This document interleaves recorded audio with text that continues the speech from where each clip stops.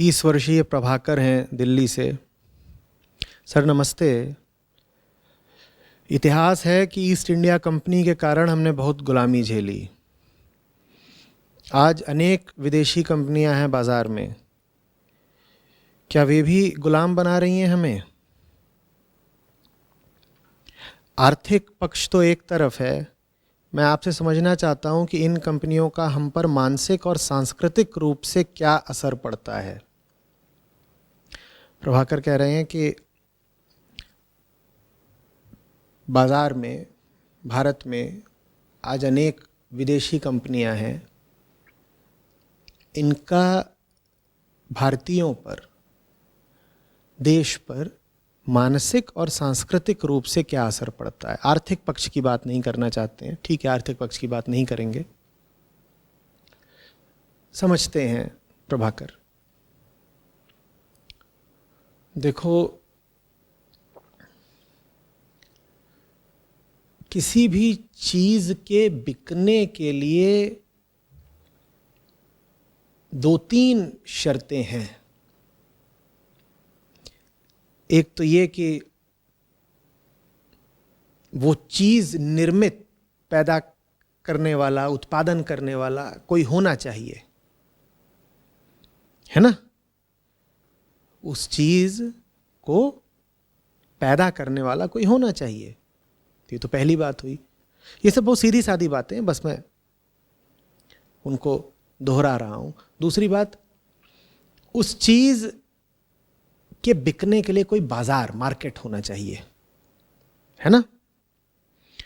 और तीसरी चीज जो कि तुम कहोगे कि ये तो बहुत ही सहज है, स्पष्ट है, पर उसकी बात करना बहुत जरूरी है।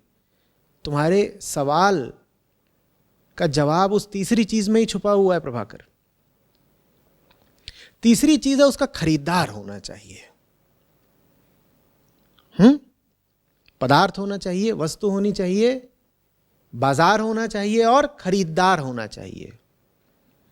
तो अगर मुझे कुछ बेचना है तो मुझे सिर्फ चीज नहीं तैयार करनी है, मुझे उस चीज का खरीदार भी तैयार करना है। खरीदार नहीं है तो चीज बिक नहीं सकती। अब ये बेचने और खरीदने की बात क्या है, समझना। भली भांति जानते हो तुम कि ज्यादातर चीजें जो खरीदी बेची जाती हैं वो किसी मूलभूत आवश्यकता के कारण नहीं खरीदी जाती हैं, वो इसलिए खरीदी जाती हैं क्योंकि चलन है, या ये चीज अब प्रचलन में आ गई है, संस्कृति में आ गई है कि फलानी वस्तु तो आपके पास या आपके घर में होनी ही चाहिए। उदाहरण के लिए, भारतीय जब पहली दफ़े अमेरिका जाते हैं तो उनमें से बहुतों का ये कहना होता है कि हम तो हैरान हैं कि अमेरिका के लोग कितनी फिजूल की चीज़ें खरीदते हैं और कितनी चीज़ें बर्बाद करते हैं। अमेरिका के लोगों से पूछो, कहेंगे नहीं, फिजूल में तो हम कुछ भी नहीं खरीदते, ना हम कुछ बर्बाद कर रहे हैं। ये जो हम खरीद रहे हैं ये तो हमारी सच्ची ज़रूरतें हैं, जेन्युइन नीड्स हैं। वही भारतीय को साफ दिखाई पड़ता है कि साहब ये ज़रूरतें नहीं है, ये तो अयाशी कर रहे हो तुम फ्रिज इस्तेमाल करते हो 2 साल 3 साल, और उसके बाद उसको ले जा करके सड़क किनारे छोड़ आते हो। यही हाल कभी कभी तुम गाड़ियों के साथ करते हो। गाड़ी इस्तेमाल की, उसका कोई ग्राहक नहीं मिला तो जा करके सड़क पे छोड़ा है। जितनी जरूरत नहीं उससे कई गुना खाना तुम्हारी रसोइयों में पड़ा रहता है और इतना सारा खाना तुम बर्बाद कर रहे होते हो। भारतीय कोई बात साफ दिख जाती है कि एक अमेरिकी व्यक्ति अधिकांशतः वो सब कुछ खरीद रहा है जो जीवन की मूलभूत आवश्यकता नहीं है, बल्कि एक तरह की विलासिता है, अय्याशी है, सांस्कृतिक भोगवादिता है।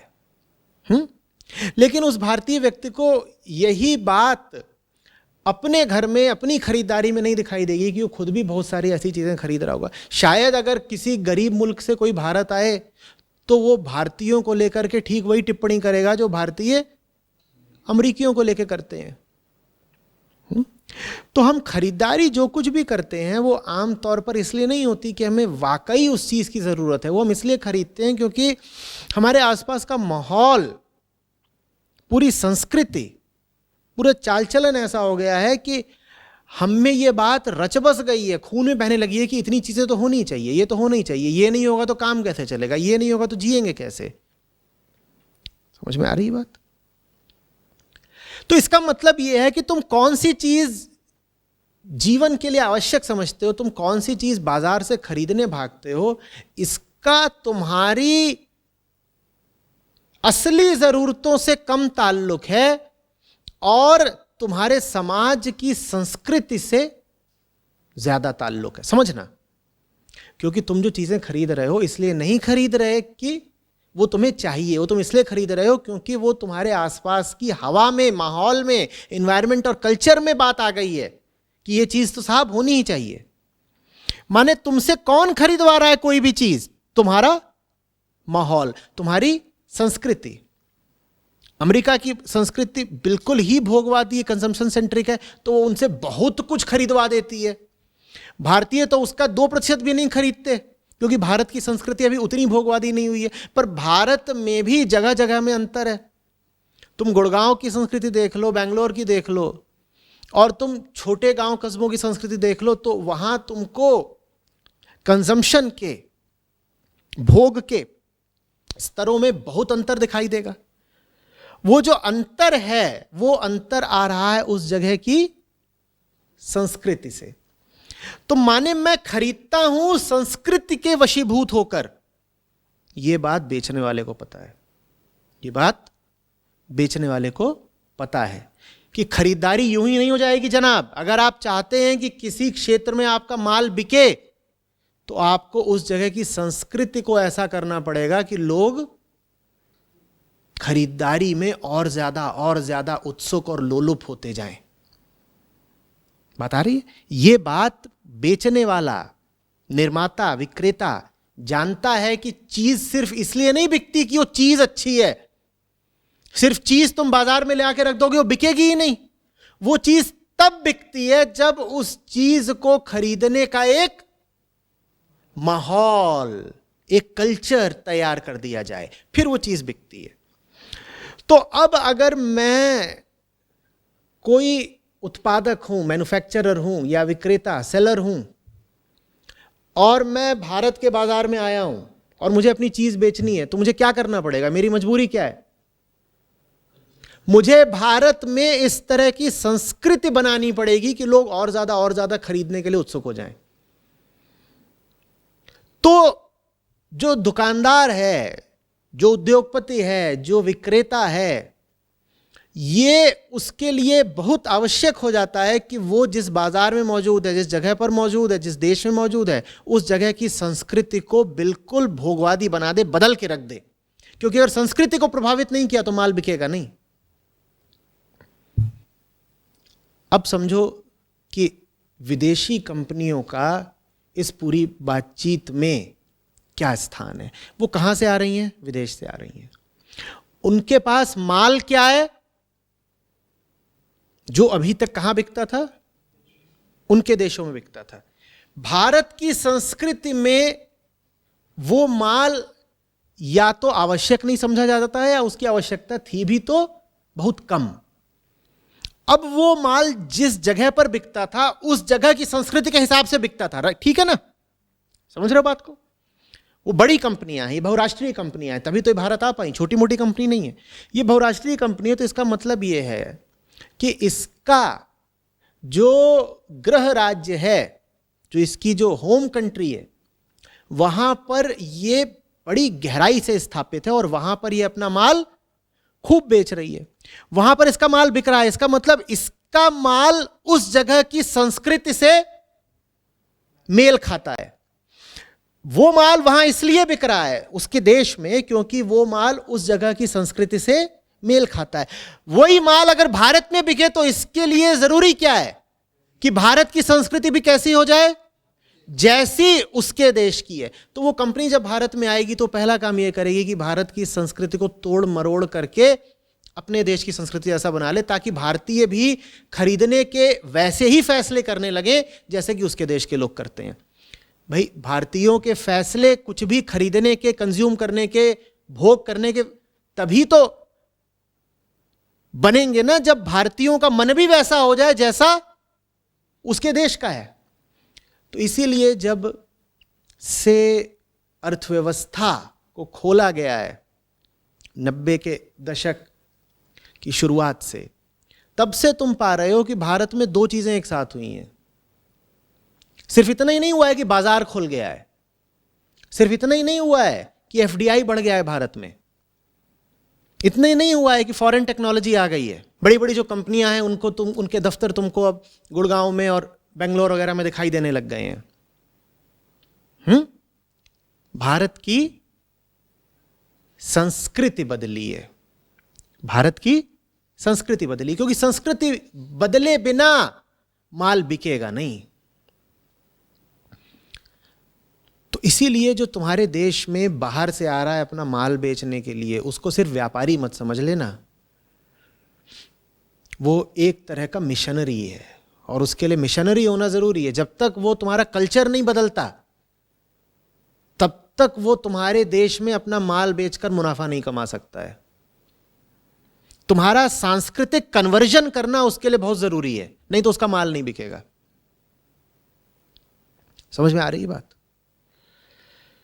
भाई जो आज की पीढ़ी है वो बहुत सारी ऐसी चीजों को परम आवश्यक समझती है जो उससे ठीक पीछे की पीढ़ी नहीं समझती थी।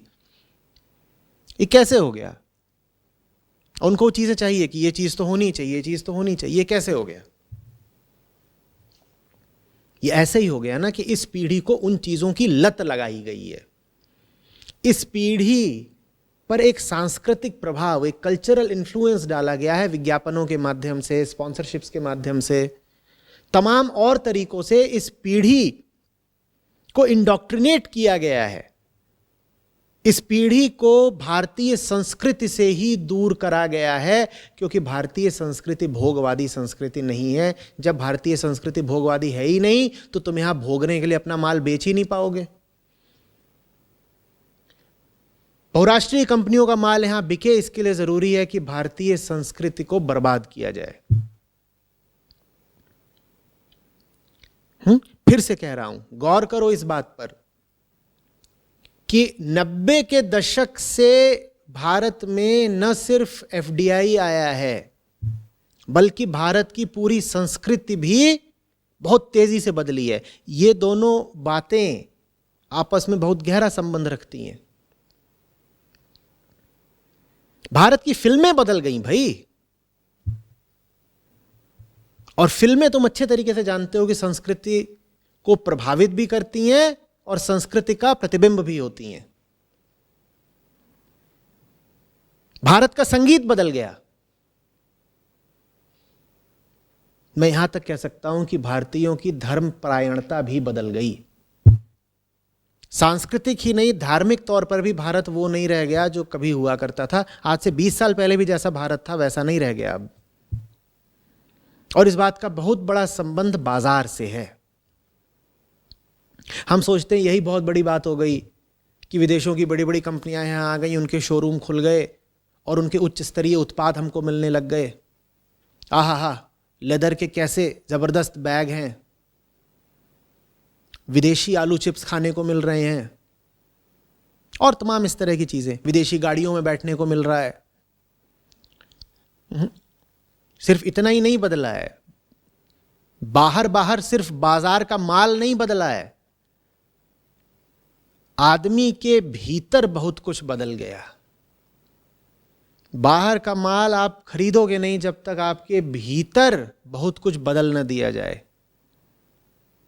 जो आज की पीढ़ी है भारत की, खास तौर पर बड़े शहरों की, मेट्रो शहरों की, इसको शारीरिक तौर पर भले ही इसके अभिभावकों ने, माँ बाप ने जन्म दिया हो, लेकिन मानसिक और सांस्कृतिक तौर पर यह आज की पीढ़ी एमएनसीज द्वारा, बहुराष्ट्रीय कंपनियों द्वारा जन्मी गई है। इनके असली माँ बाप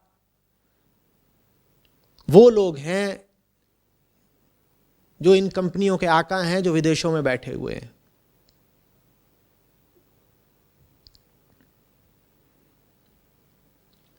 बात आ रही है समझ में? ठीक से देखो कि पिछले 25-30 साल में क्या क्या है भारत में जो एकदम गर्त में चला गया। भाषा, ये जो आज की पीढ़ी है, मैं कह रहा हूं बड़े शहरों की खास तौर पर, देखो कि इनकी भाषा कैसी हो गई है। हिंदी से तो इनका दूर दूर तक कोई ताल्लुक है ही नहीं, अंग्रेजी भी इनको आती नहीं।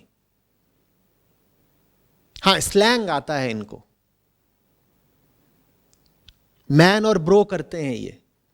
इनसे ये भी अगर तुम बोल दो कि आओ साहब ठीक से जरा अंग्रेजी में बात कर ले, तो इन्हें अंग्रेजी भी नहीं आती। हिंदी तो खैर ये भूल ही चुके हैं, देवनागरी को इतना पीछे छोड़ आए हैं कि क नहीं लिख पाएंगे अब ये। क लिखने में इनकी उंगलियां अकड़ जाएंगी।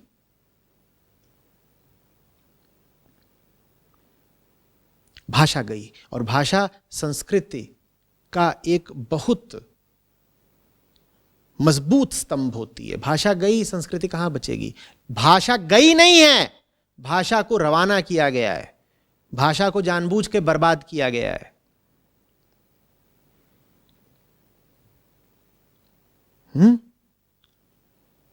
संस्कार गए, सोच गई, विचार में गहराई गई। एक बहुत बाजारू तरह का अध्यात्म पिछले 20-30 सालों में आ गया है। पिछले 20-30 सालों में जो धर्मगुरु उभर के आए हैं, इनको देखो, और धर्मगुरु जैसे हुआ करते थे आज से 50 साल, 100 साल, 200 साल पहले, उनको देखो, तुम्हें अंतर साफ समझ में आएगा। एमएनसी धर्मगुरु छा गए हैं, जिनके कपड़ों को देखो साफ दिखाई देगा कंजम्पशन, इतने सारे कपड़े। जिनकी भाषा को दिखाई देगा, तुम्हें दिखाई देगा विदेशी भाषा में बात कर रहे हैं। भारत कहां गया?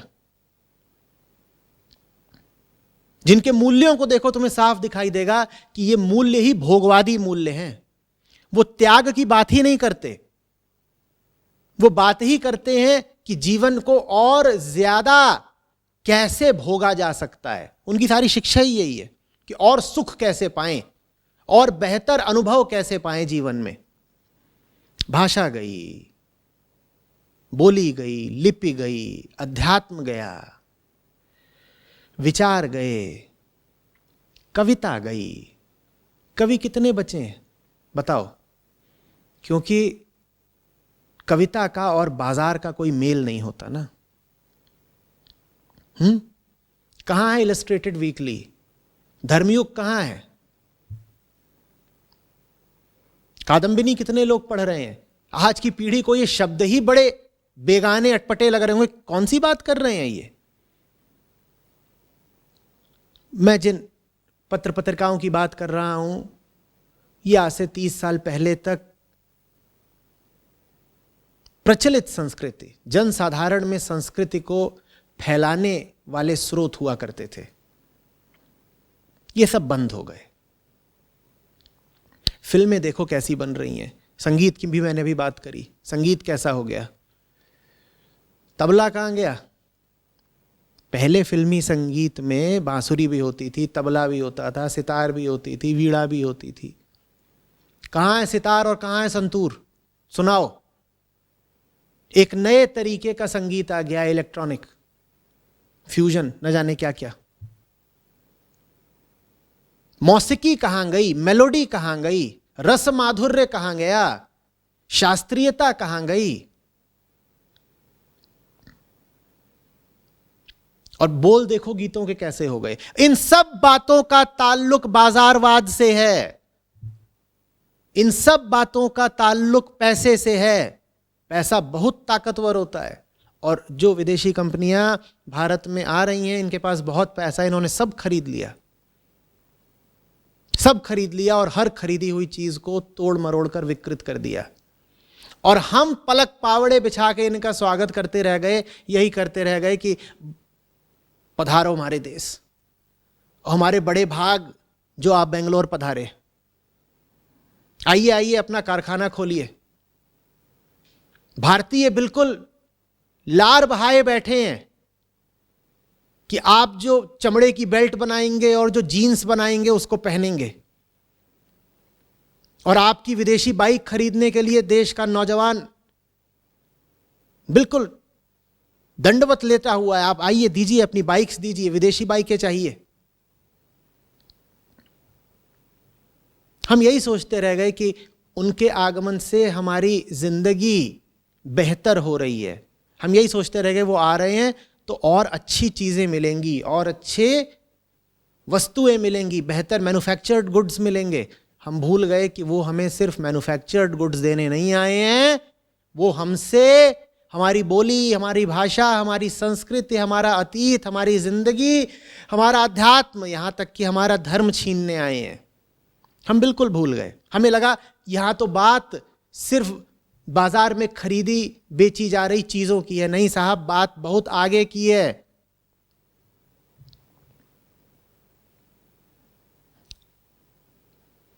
मैं अच्छी तरह जानता हूं कि विदेशी पूंजी निवेश से अर्थव्यवस्था को क्या क्या लाभ होते हैं, बहुत अच्छे से जानता हूं।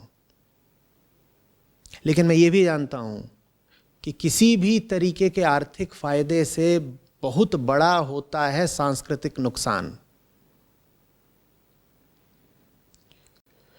क्या जिए अगर आपकी आमदनी 5 गुना हो गई, लेकिन आप अपनी ही आत्मा से 5 कोस दूर हो गए? क्या जिए आप?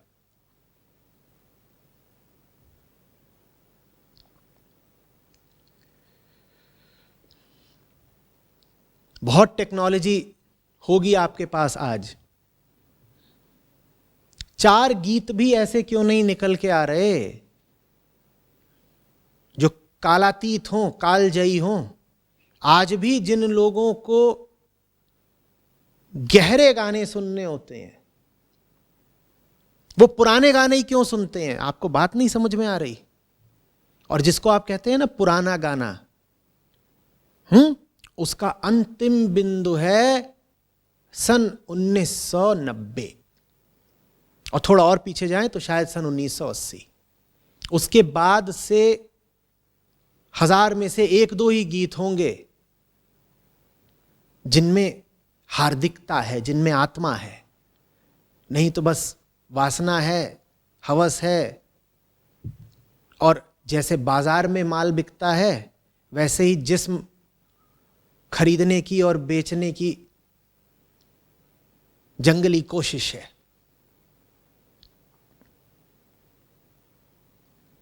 बात आ रही है समझ में? विदेशी कंपनियां अगर भारत में आए भी तो उसमें सांस्कृतिक पक्ष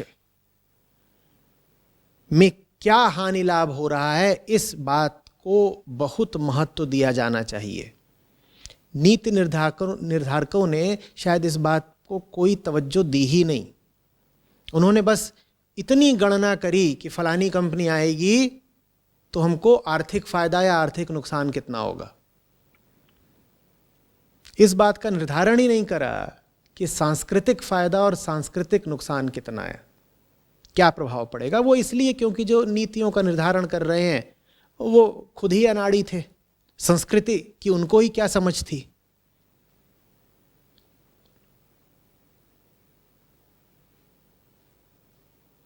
आ रही बात समझ में? तुम देश के लोगों की आमदनी बढ़ाना चाहते हो भाई, यही करना चाहते हो ना। इसीलिए तो तुम एफडीआई आमंत्रित करते हो कि देश के लोगों की आमदनी वगैरह बढ़े। पर यह तो समझो कि देश का देश होने से पहले राष्ट्र होना जरूरी है, और राष्ट्रीयता संस्कृति पर अवलंबित होती है।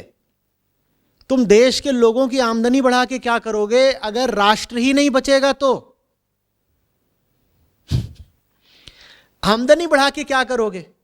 और अगर राष्ट्र नहीं बचा तो देश कितने दिन चलेगा? कहो। राष्ट्र के बिना देश तो बस एक मुर्दा बेजान शरीर भर है। देश की आत्मा होता है राष्ट्र, और राष्ट्र नहीं हो सकता संस्कृति के बिना। तुमने देश को आगे बढ़ाने के लिए अगर संस्कृति को बेच खाया, संस्कृति पर समझौता कर लिया, तो तुमने देश को आगे नहीं बढ़ाया, तुमने देश को बर्बाद कर दिया।